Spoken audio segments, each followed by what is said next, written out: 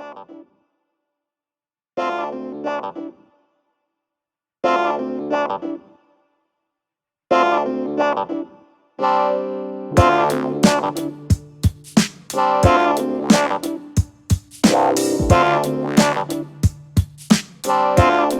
you doing, guys? This is Chris at Dentless Touch. I lost my voice, so I won't be talking much in this video.